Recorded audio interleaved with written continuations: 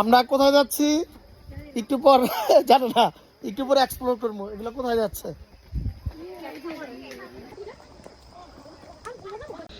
আসলে আজকে আমাদের এই ছুটে চলা কোথায় সেটা দেখাবো।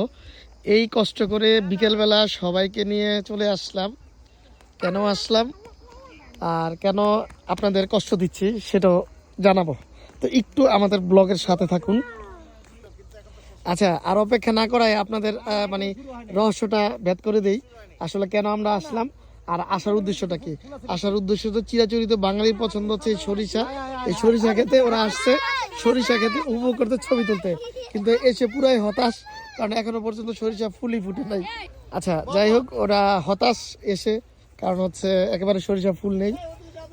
তো আমরা অনেক কষ্ট করে আসলাম যে আশেপাশে যে সরিষার ফুল বা সরিষার ক্ষেত পাওয়া যায়, কিন্তু আজকে দুদিন ধরে খুঁজে সন্ধান পাইলাম যে মনার বাড়িতে আছে। আর মনার বাড়িতে এসে এই হচ্ছে অবস্থা। ওই ক্ষেতটাতে ছিল একেবারে সরিষা পাতলা পাতলা। আমরা যাচ্ছি আরেকটা ক্ষেতের সন্ধানে, মানে সবাই মিলে একেবারে জমির মাঝখান দিয়ে। তো দেখা যাক ওখানে গিয়ে মানে ছবি তোলার স্পেস পাওয়া যায় কিনা, ফটোজেনিক জোন থাকতে হবে। মূল কথা হচ্ছে এটা। এই যে ছবি তোলার জন্য অলরেডি লাভলি পোজ দিয়ে বসে পড়ছে। যাক আল্লাহ, মানে অবশেষে কিন্তু পাওয়া গেল, মানে যতটুকু পাওয়া গেছে মোটামুটি আছে, মানে সরিষা আছে, ছোট একটা জমি।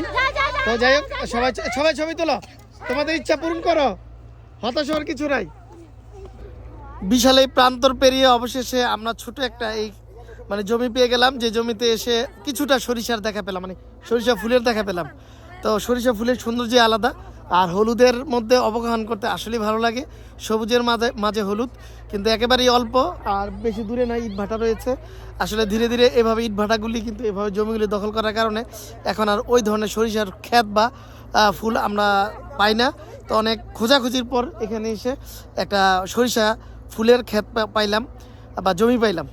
তো ওরা ছবি তুলবে, আমাদের সাথে থাকতে পারেন আর দেখতে পারেন আমরা কি করি।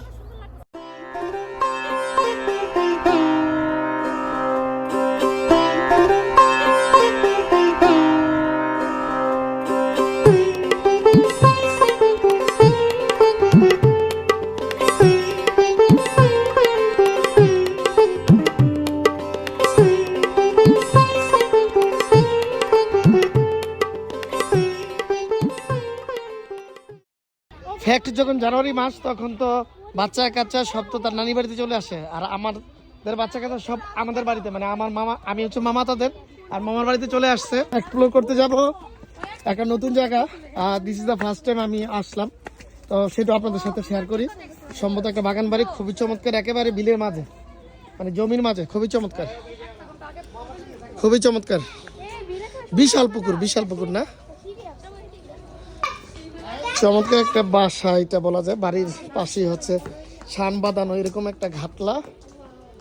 আসলে ঘুরতে ঘুরতে এরকম একটা জায়গা আবিষ্কার করে ফেললাম, আর সেটা একেবারে আমাদের বলা যায় আমাদের বাড়ির খুব কাছেই বলা যায়।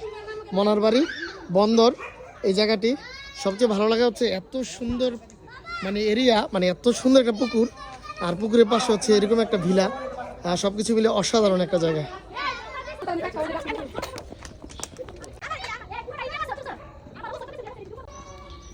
একটা অসাধারণ একটা বাড়ি গ্রামের মধ্যে, হাঁসও আছে। এটার আরে দেশি মুরগি আছে, ওই যে দেশি মুরগি। আচ্ছা, এই পুকুরের পাশাপাশি কিন্তু একেবারে ঠিক এটার পাশে আরেকটা পুকুর, মানে সেটা অসাধারণ একটা পুকুর। মানে আমি ক্যামেরায় কতটুকু বুঝাতে পারছি জানি না, কিন্তু এটা অনেক সুন্দর। এখানকার যে ঘাটলা সেটা কিন্তু আরো সুন্দর। ওই যে ওরা ওদিক দিয়ে মানে খেলাধুলা করছে, মানে মজা নিচ্ছে আর কি, খেলাধুলা না, মজা নিচ্ছে ওরা। আর এদিক দিয়ে আমি আসলে প্রকৃতির মধ্যে আসলে নিজেকে বাচ্চা হয়ে যাই, আর আপনাদের সাথে শেয়ার করি। কে দেখে বা কে দেখবে না সেটা আমি চিন্তা করি না, চিন্তা করি আপনাদের যদি একটু ভালো লাগানো যায় সেটাই। এই ঘাটলাটা আরও বেশি সুন্দর এবং আরও বেশি ইউনিক, মানে দুইটা পুকুর একেবারে পাশাপাশি, মাঝখান দিয়ে এরকম একটা রাস্তা, দুই পাশেই অসংখ্য কি ডাব গাছ এবং আদার্স যে গাছগুলো আছে সেগুলো কিন্তু এখানে আছে। আমি তোর মার ভাই লাগি? তা তোমার মামা কেডা? মামা পাপা।